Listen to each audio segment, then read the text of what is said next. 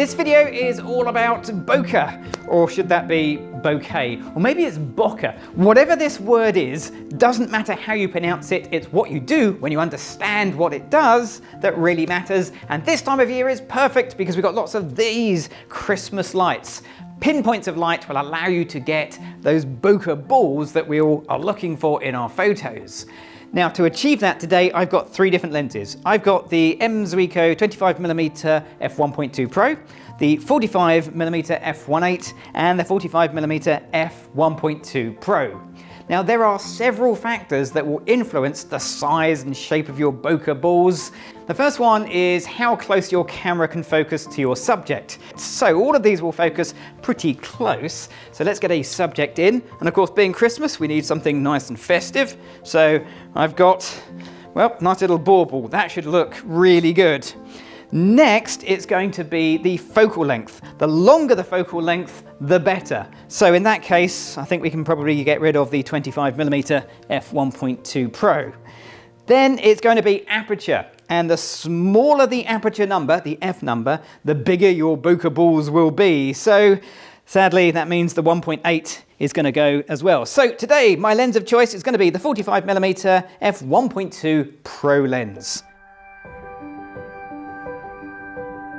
I said there were three things that will affect the size and shape of your bokeh balls. It's not strictly true. Along with aperture of your lens, focal length of your lens, and your camera to subject distance, the fourth thing is subject to background distance. This is far too close. To illustrate what I mean, if I take my camera and I move it further away from the background without changing the focus, you can see how the bokeh balls become bigger and blurrier and merge in together. And the further away I get, the worse the effect becomes. Now you can't really see the individual spots at all. And I go back in closer, they start to separate back out. So there is a sweet spot, a distance between you and those lights at which you're going to get the best bokeh effect. Now all I need to do is move my subject to that focus point. There's one more thing to do, and that's take control of the lights, because although I can see the Christmas lights, they're going to look better if I turn the room lights off, like this. Okay, everything is quite dark for you. I can still see the Christmas lights, and when I take my photo, what I'm interested in is not the silhouette of the bauble, it's the brightness of the bokeh. I'm working in manual mode, so I've got full control. If I needed to make them brighter or darker, I can adjust my shutter speed to make that happen. Obviously, I do need to light the bauble, and I could turn the room lights back on, but as I've got a separate light, this is a badger beam, I'm going to use that. You could use any light. It could be a torch or your phone, whatever you've got to hand. That looks pretty good. However, when you go in close, the front of the bauble, nice and sharp, but we're shooting at f1.2, which means the back of the bauble, it's not so good. So my solution for this is to take multiple pictures at different focus points, and then we'll stack them together in a minute.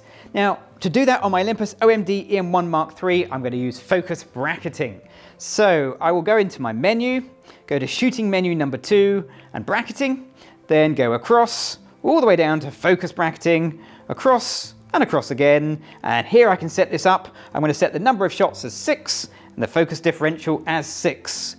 I need to be in autofocus mode. I'm going to focus around about halfway along the length of the bauble, press the shutter once, and off it goes. There's my 6 shots taken. Let's get these into Photoshop and stack them together.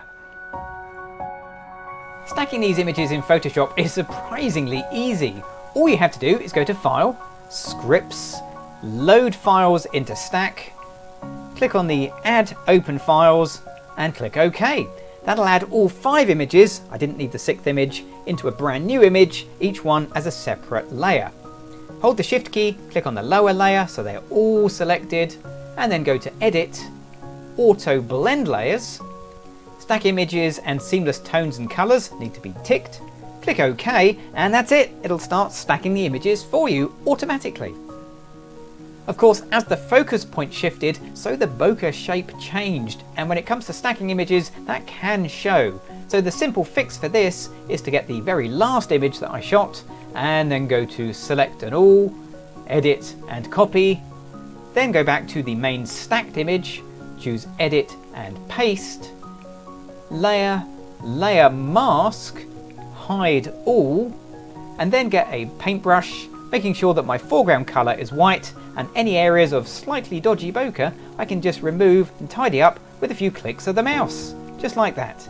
And there you go, there's my final festive bokeh image completed. I'm Gavin Hoey, thanks for watching.